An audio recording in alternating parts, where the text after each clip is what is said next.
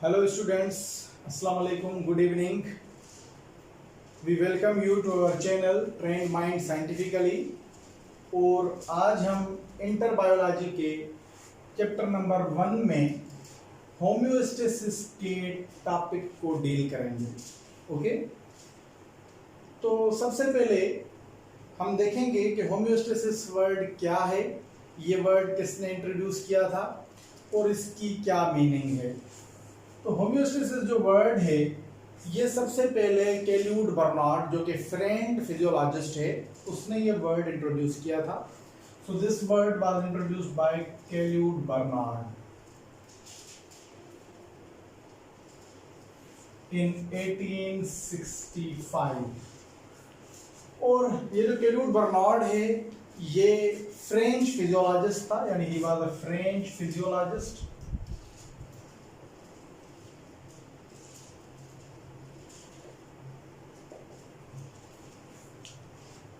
और ये जो वर्ड है होम्योस्टेसिस ये ग्रीक लैंग्वेज से लिया गया है, यानी it is a Greek word, so we can write that it is a Greek word.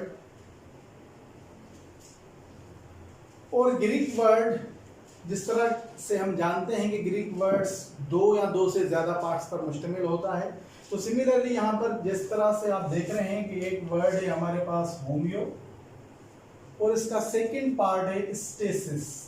तो इस वर्ड के दो पार्ट हैं। अब देखते हैं कि इनकी क्या मीनिंग होती है। तो सबसे पहले हम आते हैं वर्ड होम्यो पे। होम्यो वर्ड की मीनिंग है स्टेडी और इसका सेकंड पार्ट जो है स्टेसिस, उसका मतलब होता है स्टेट। सो स्टेडी स्टेट। ओके, अगर हम इसको फर्दर डिफाइन करते हैं तो स्टेडी को हम कहते हैं सेम। ठीक है, स्टेडी या सेम एक चीज है।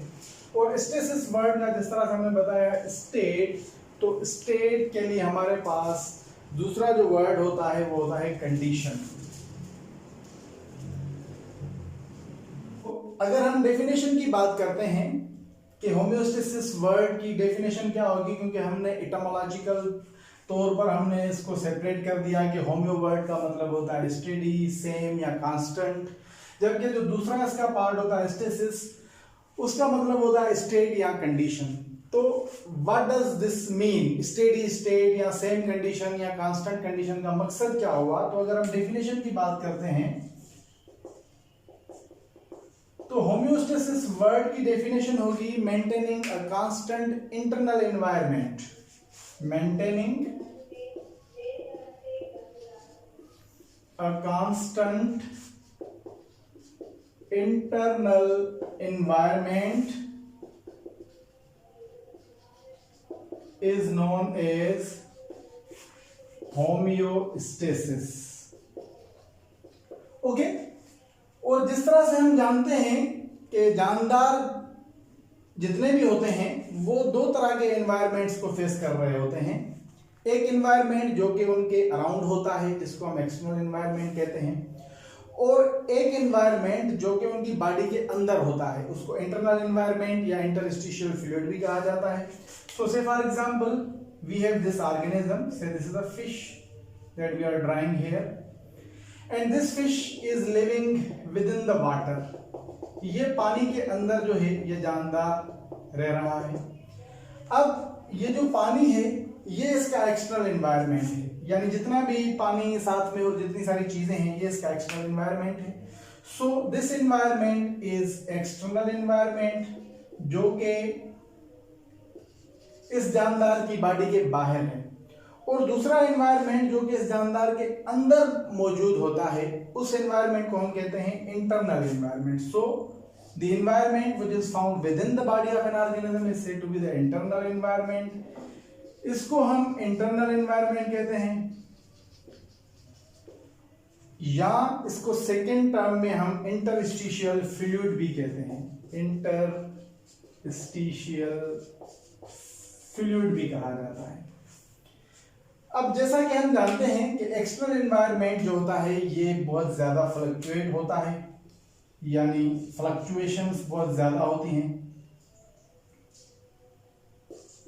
यानी बहुत जल्दी चेंज होता रहता है। ओके, और दूसरी बात यह होती है कि इस एक्सटर्नल एनवायरनमेंट पे इस जानदार को का कोई कंट्रोल नहीं होता, यानी organism has no control over it, so there is no control. Okay, जबकि अगर इंटरनल एनवायरनमेंट की बात की जाए तो इंटरनल एनवायरनमेंट जो होता है उस पे जानदार का कंट्रोल होता है। सो हम लिखेंगे कि organism has control over it. Okay,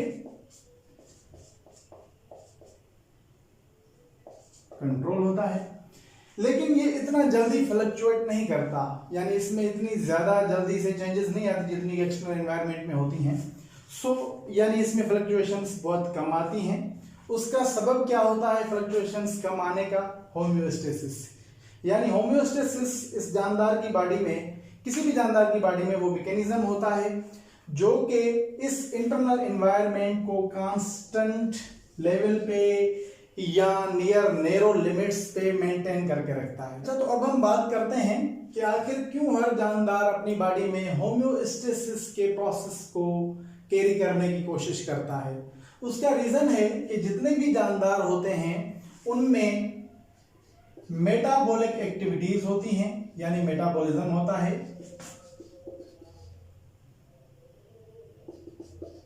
अब ये मेटाबॉलिक एक्टिविटीज कौन कौन सी होती हैं? मिसाल के तौर पे रेस्पिरेशन है, प्रोटीन सिंथेसिस,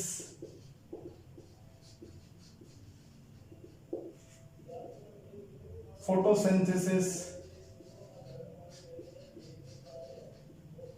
ईटीसी। ये जितने भी प्रोसेसेस होते हैं बॉडी के अंदर या सेल्स के अंदर, इनको हम मेटाबॉलिक प्रोसेसेस कहते हैं। अब ये जितने भी मेटाबॉलिक प्रोसेसेस होते हैं इनमें एंजाइम्स जो होते हैं उनका बहुत बड़ा रोल होता है, यानी without enzymes there is no possibility of metabolic activities, यानी मेटाबॉलिक एक्टिविटीज मुमकिन ही नहीं है कि एंजाइम्स के बगैर वर्क करें। तो जैसे फॉर एग्जांपल ये एक सेल है और सेल के अंदर एक एंजाइम मौजूद है, से this is an enzyme. Okay, तो ये जो एंजाइम होता है, जिस तरह से हम जानते हैं कि एंजाइम्स जितने भी हैं वो प्रोटीन के बने होते हैं तकरीबन, तो these enzymes are actually very sensitive towards say for example change in temperature, यानी अगर टेम्परेचर नैरो लिमिट में नहीं है, उसमें बहुत ज्यादा फ्लक्चुएशन हो रही है, तो एंजाइम डीनेचर हो जाते हैं। Similarly, they are also sensitive to change in pH. They are also sensitive to change in salinity, etc. तो अगर से फॉर एग्जांपल इंटरस्टिशियल फ्लूइड में कोई चेंज आ गई तो अल्टीमेटली क्या होगा? मेटाबॉलिक एक्टिविटीज स्टॉप हो जाएंगी, और अगर मेटाबॉलिक एक्टिविटीज स्टॉप हो जाएंगी तो ultimately there is problem for life और प्रॉब्लम फॉर लिविंग ऑर्गेनिज्म। इसीलिए हर जानदार अपनी कोशिश करता है कि वो उसका जो इंटरनल एनवायरनमेंट होता है उसको स्टेडी स्टेट में रखे।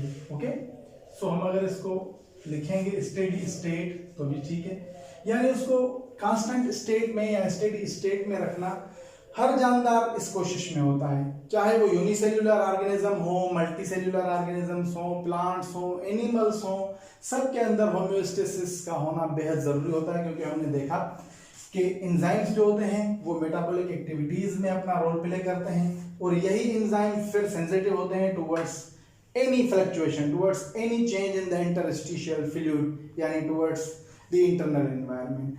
तो इसी तरह हर जानदार इस कोशिश में होता है कि वो अपना इंटरनल एनवायरनमेंट कांस्टेंट या नियर नैरो लिमिट में उसको रखे।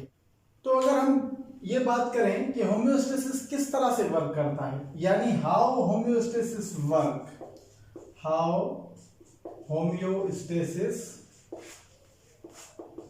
वर्क। ओके, तो होम्योस्टेसिस के 3 फंक्शनल कंपोनेंट्स होते हैं, जिनमें सबसे पहले receptors,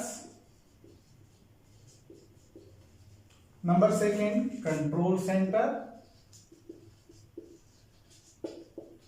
and the third one is effector। तो होम्योस्टेसिस जो होता है वो इन तीनों फैक्टर्स की क्लोज कोऑर्डिनेशन की वजह से ही वर्क करता है। जिस तरह से हम देखते हैं रिसेप्टर्स जो होते हैं वो किसी भी स्टिमुलस को, किसी भी चेंज को परसीव करके उसको कंट्रोल सेंटर की तरफ भेज देते हैं। यानी जितनी भी इंफॉर्मेशन सराउंडिंग में वो कलेक्ट करते हैं उस इंफॉर्मेशन को कंट्रोल सेंटर की तरफ डायरेक्ट कर देते हैं। ओके, और कंट्रोल सेंटर जो कि अमूमन मोस्टली अगर हम एनिमल्स की बात करते हैं तो ब्रेन होता है, यानी brain is the control centre in case of animals.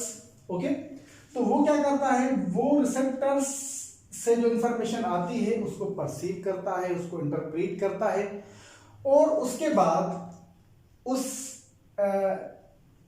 Information के अकॉर्डिंग फिर अपनी एक कमांड सेंड करता है इफेक्टर ऑर्गन की तरफ।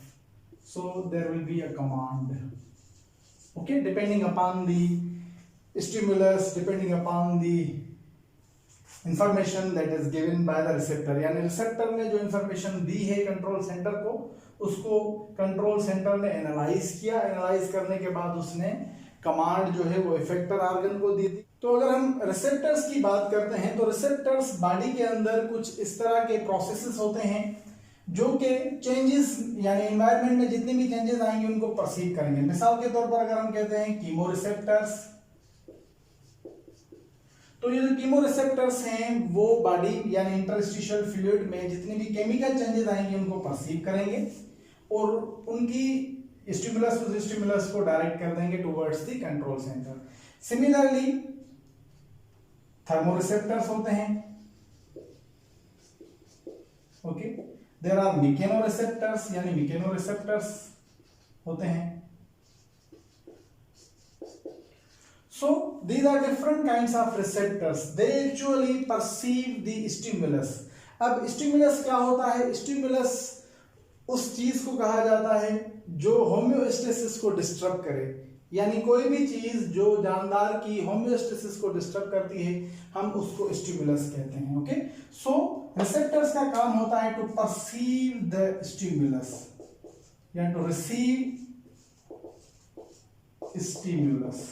ओके, स्टिमुलस को रिसीव करके और इस स्टिमुलस की जो इंफॉर्मेशन होती है वो कंट्रोल सेंटर, जैसा कि हमने कहा कि एनिमल्स में यूजुअली ब्रेन, जबकि प्लांट्स की बात करते हैं तो वहां पर फिर केमिकल्स अपना रोल प्ले करते हैं, यानी जिनको हम हार्मोन्स कहते हैं। So actually hormones will play their roll over here. Okay, तो यहां से इंफॉर्मेशन आ गई कंट्रोल सेंटर के पास। अब कंट्रोल सेंटर जो होता है वो एनालाइज करता है कि आया ये जो स्टिमुलस है उसने हमारे होम्योस्टेसिस का जो मैकेनिज्म है उसके ऊपर कहीं कोई इफेक्ट तो नहीं किया। अगर यानी वो सारी सेट पॉइंट जो होती है वो इस कंट्रोल सेंटर के पास होती है।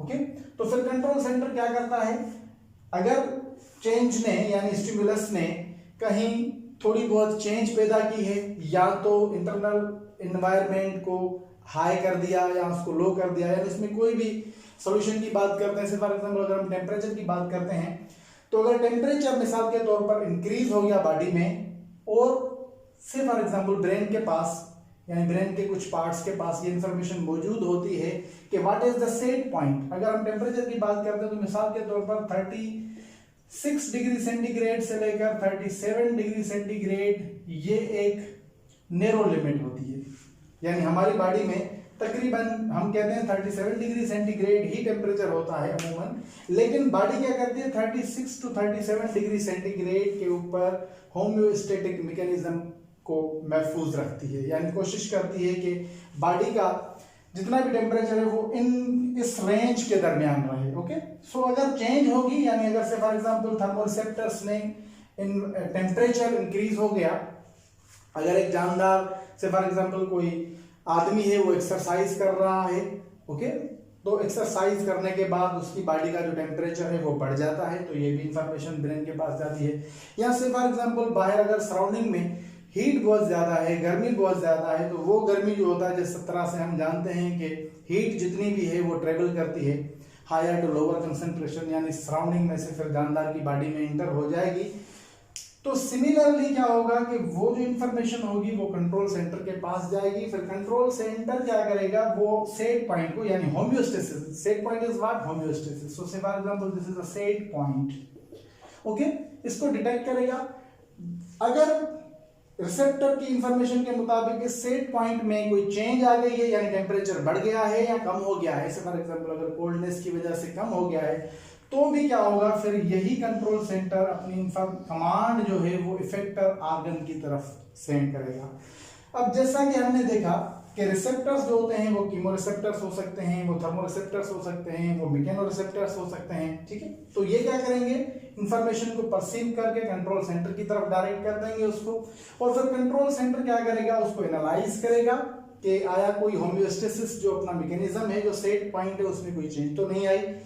अगर उसमें चेंज आई है तो फिर क्या होगा, यहां से कमांड, अगर चेंज नहीं आई तो फिर तो ओके है, दैट्स, ये कंटिन्यूअसली इंफॉर्मेशन जाती रहती है। लेकिन जब भी अगर चेंज है तो फिर वो अपनी कमांड इफेक्टर ऑर्गन्स की तरफ सेंड करेगा। अब इफेक्टर्स में ऑर्गन्स भी हो सकते हैं, टिश्यूज भी हो सकते हैं, फॉर एग्जांपल मसल्स की बात करते हैं तो effector can be organs, they can be tissues और इवन सेल्स, यानी सेल्स भी इफेक्टर का रोल प्ले करते हैं। तो यानी ये जो इफेक्टर ऑर्गन होगा ये फिर एक रेस्पॉन्स जनरेट करेगा, यानी जो भी स्टिमुलस आया उसके नतीजे में कंट्रोल सेंटर ने जो कमांड भेजी और उस पर अगर इफेक्टर ऑर्गन ने वर्क कर लिया तो इसको हम कहते हैं रेस्पॉन्स, यानी स्टिमुलस की वजह से एक रेस्पॉन्स जनरेट हुई। मिसाल के तौर पर अगर बॉडी का टेम्परेचर इंक्रीज हो गया और बॉडी में स्वेट ग्लैंड्स जो हैं वो ओपन हो गए और वहां से पसीना आना शुरू हो गया, या मिसाल के तौर पे वेसोडाइलेशन हो गई, यानी वेसल्स जो है वो हम थर्मोरेगुलेशन आगे जब पढ़ेंगे उसमें डिटेल में डिस्कस करेंगे कि किस तरह से जो है वो टेम्परेचर को मेंटेन किया जाता है बॉडी में। तो अगर वेसोडाइलेशन हो गई यानी वेसल्स जो हैं वो लार्ज हो गई, उनकी डायमीटर बढ़ जाता है, तो उससे भी हीट जो है वो सराउंडिंग में रिलीज हो जाती है। तो यानी इफेक्टर ऑर्गन्स के एक्शन की वजह से एक रेस्पॉन्स जनरेट होगी जो कि अगेन वापस होम्योस्टेसिस की तरफ जाएगी। यानी अगर टेम्परेचर इंक्रीज हो गया तो इस रेस्पॉन्स की वजह से वो टेम्परेचर वापस डाउन हो जाएगा, यानी वापस उस अपनी सेट पॉइंट पर आ जाएगा। और सिमिलरली अगर टेम्परेचर डिक्रीज हुआ है, यानी सराउंडिंग में कोल्डनेस है, चिल एनवायरनमेंट है, उसकी वजह से अगर टेम्परेचर कम हो गया है तो भी क्या होगा, यानी वो टेम्परेचर यहां से डाउन होगा, डिक्रीज होगा 36 डिग्री सेंटीग्रेड और 37, जिस तरह से मैंने आपको बताया। अगर इस रेंज से टेम्परेचर फॉल होता है तो अगेन फिर इफेक्टर ऑर्गन्स में से फॉर एग्जांपल मसल्स जो होते हैं उनमें शिवरिंग पैदा होती है, वेसो कंस्ट्रक्शन हो जाती है, यानी वेसल्स जो है वो बिल्कुल नैरो हो जाती हैं ताकि हीट लॉस ना हो सके। तो इसी तरह ये एक मैकेनिज्म जो होता है होम्योस्टेसिस का वो इस तरह से वर्क करता है, यानी इन तीनों की क्लोज कोऑर्डिनेशन की वजह से ही ये वर्क करता है।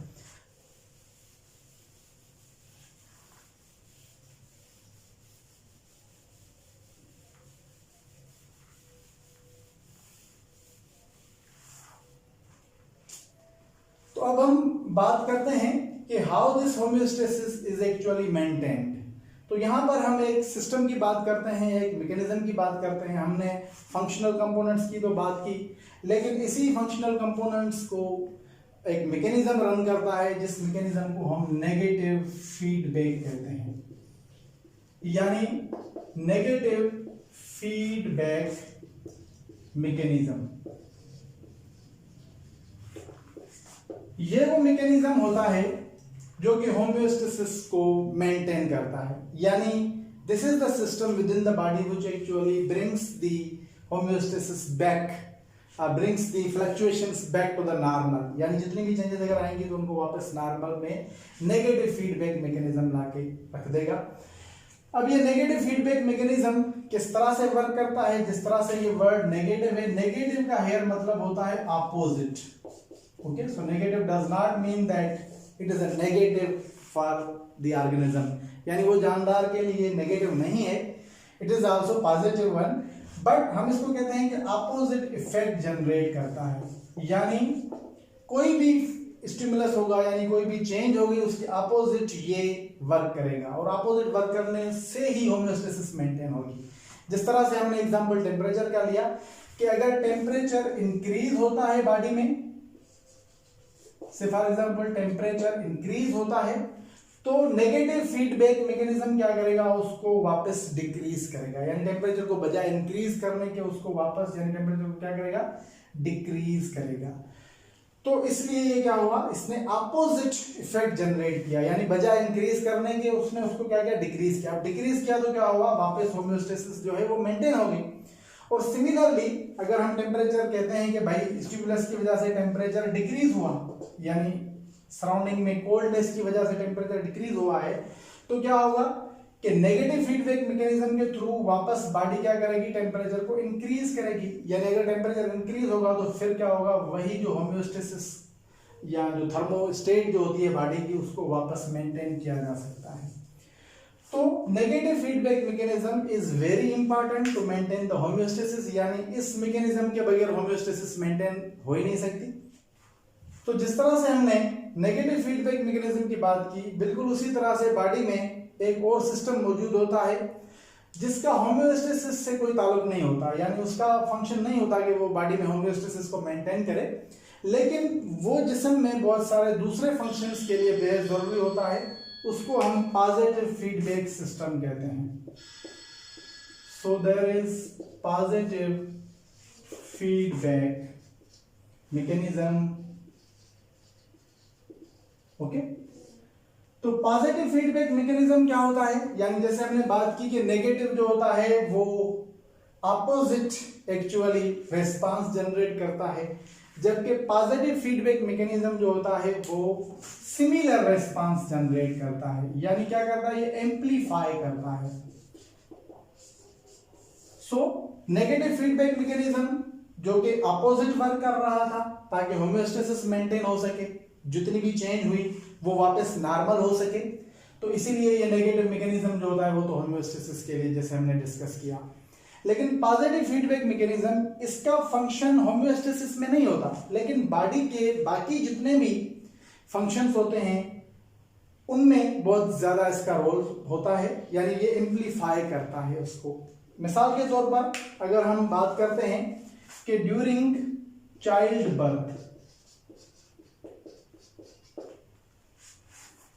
बर्थ के दौरान, जैसे हमने प्रीवियस लेक्चर में डिस्कस भी किया था, प्रेगनेंसी के लेक्चर में, यहां पर क्या होता है, चाइल्ड बर्थ के दौरान लेबर पेन होता है, यानी जो बच्चे का जो हेड होता है वो मदर के यूटेरस पे प्रेशर डालता है, और उस प्रेशर की वजह से क्या होता है, मसल्स में यानी यूटेरस के मसल्स में कॉन्ट्रैक्शन होती है, कॉन्ट्रैक्ट होना शुरू हो जाते हैं, ठीक है। और फिर बॉडी क्या करती है, यानी अभी जितना भी ये पूरा पॉजिटिव फीडबैक मैकेनिज्म वर्क करेगा, क्योंकि उस चाइल्ड की बर्थ की तरफ जाना है, उस चाइल्ड को, यानी चाइल्ड जो उसकी डेवलपमेंट मुकम्मल हो चुकी है उसको बॉडी से निकालना है।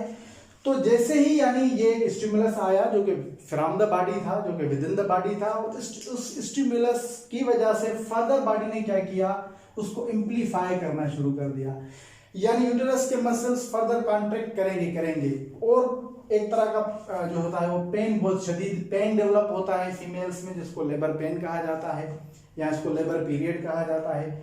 तो क्या होगा, यूटेरस के मसल्स पर जैसे ही ज्यादा प्रेशर होगा, फिर फर्दर उसमें हार्मोन्स इन्वॉल्व होंगे, यानी बेबी जो है उसने तो जस्ट स्टिमुलस दिया, स्टिमुलस के बाद फिर अब यूटेरस के मसल्स कॉन्ट्रैक्ट होना शुरू हो जाएंगे, क्योंकि पॉजिटिव जो फीडबैक मैकेनिज्म है वो अपने वर्क में आ जाएगा, और अल्टीमेटली क्या होगा कि यूटेरस ज्यादा कॉन्ट्रैक्ट होके, डायलेट होके, उसकी वाल्स जो है वो ओपन हो जाएंगी, और वहां से फिर जो बेबी है, जो न्यूबॉर्न बेबी है, वो बॉडी से बाहर आ जाएगा। तो ये हमने एक एग्जांपल देख लिया पॉजिटिव फीडबैक मैकेनिज्म का। उसके बाद अगर से फॉर एग्जांपल हम दूसरा एग्जांपल लेते हैं, वो होता है blood clotting. Blood clotting is another example of positive feedback mechanism.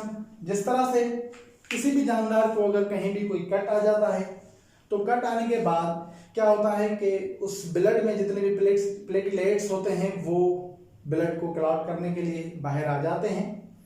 तो अब क्या होगा, यानी कट एक स्टिमुलस था, स्टिमुलस के बाद प्लेटलेट्स बाहर आए, लेकिन एक दो प्लेटलेट्स नहीं आएगा, बहुत ज्यादा प्लेटलेट्स जो हैं वो इसकी तरफ आना शुरू हो जाएंगे, यानी एक पूरी जो है प्लेटलेट्स का एक बहुत ज़्यादा मजमुआ वो आ जाएगा और अल्टीमेटली क्या होगा, वहाँ उस कट पर ब्लड क्लॉटिंग हो जाएगी।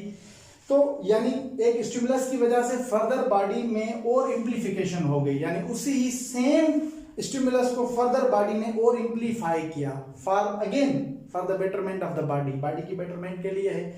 तो इसी तरह से ब्लड क्लॉटिंग सेकेंड एग्जांपल हमने ले लिया। उसके बाद डाइजेशन की अगर हम बात करते हैं तो डाइजेशन में भी पॉजिटिव फीडबैक मैकेनिज्म इन्वॉल्व होता है, यानी जैसे ही बॉडी में फूड इंटर होता है तो वहां पर क्या होता है, स्टमक के अंदर जो पेप्सिन एंजाइम होता है वो इनएक्टिव फॉर्म में होता है, जिसको हम पेप्सिनोजेन कहते हैं। ओके, तो ये फिर एक्टिव फॉर्म में आ जाता है, जिसको बाद में हम पेप्सिन कहते हैं। ठीक है, तो पेप्सिनोजेन से पेप्सिन बनता है। तो जिस तरह से स्टमक में फूड आएगा और एक पेप्सिनोजेन पेप्सिन में कन्वर्ट हुआ, तो यानी ये एक स्टिमुलस पैदा हो जाएगा बॉडी के अंदर, और फर्दर जितने भी पेप्सिनोजेन्स होते हैं वो पेप्सिन में यानी एक्टिव फॉर्म में कन्वर्ट होना शुरू हो जाते हैं, यानी एक पॉजिटिव एम्प्लीफिकेशन हो जाती है इसमें। तो ये मैकेनिज्म जो होता है ये जनरल बॉडी फंक्शंस के लिए बेहद जरूरी होता है। तो जिस तरह से हमने यहाँ पे नेगेटिव फीडबैक मैकेनिज्म की बात की, तो उसी तरह से पॉजिटिव फीडबैक मैकेनिज्म को भी डिस्कस हमने कर लिया, कुछ इसके एग्जांपल्स भी देख लिए, लेकिन इसका यहाँ पर होम्योस्टेसिस से कोई रोल नहीं है। अगेन याद रखें, मैं आपको दोबारा बता रहा हूँ कि positive feedback mechanism has no relation with the homeostasis. अगर बॉडी में होम्योस्टेसिस मेंटेन करनी होती है तो वहां पर सिर्फ और सिर्फ नेगेटिव फीडबैक मैकेनिज्म का ही रोल होता है। तो हमने देखा कि होम्योस्टेसिस क्या है और ये वर्ड किसने इंट्रोड्यूस किया था, इसकी इटमोलॉजी हमने देख ली। उसके बाद हमने डेफिनेशन को देखा, फिर हमने ये भी देखा कि होम्योस्टेसिस जो होता है वो किस तरह से वर्क करता है, फिर हमने मैकेनिज्म की बात की। अब हम आते हैं टाइप्स पे।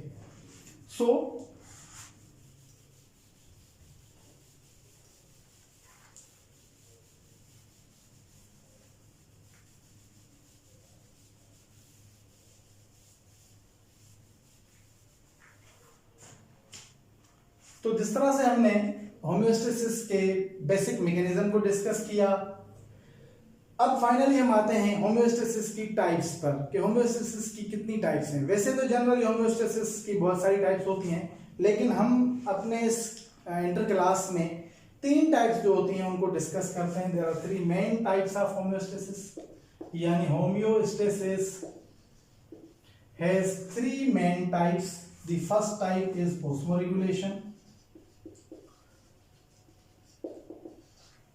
the second type is excretion, and third type is thermoregulation.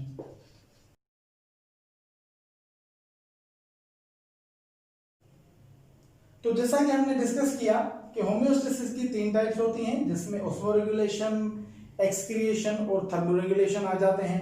अब हम इन तीनों को वन बाय वन अगले लेक्चर में, यानी कमिंग लेक्चर में ऑस्मोरेगुलेशन को, उसके बाद एक्सक्रिएशन को एंड देन फाइनली थर्मोरेगुलेशन को डिस्कस करेंगे, क्योंकि ये बताते खुद एक बहुत बिग टॉपिक है। एक्सक्रिएशन भी एक बिग टॉपिक है, क्योंकि फिर हम यहाँ पे देखते हैं कि भाई ऑस्मोरेगुलेशन जो होती है वो डिफरेंट ऑर्गेनिजम्स के हम एग्जांपल्स लेते हैं कि प्लांट्स में किस तरह से होती है, एनिमल्स में किस तरह से होती है। सिमिलरली एक्सक्रीशन जो होती है वो प्लांट्स में और एनिमल्स में देखेंगे। On the same way we will discuss thermoregulation जो होती है वो प्लांट्स में किस तरह से होती है और एनिमल्स में किस तरह से होती है। तो इन तीनों चीज़ों को हम अपने कमिंग लेक्चर में समझने की कोशिश करेंगे। तो मैं उम्मीद करता हूं कि आज की वीडियो आपके लिए हेल्पफुल साबित होगी। Thank you for watching, bye bye.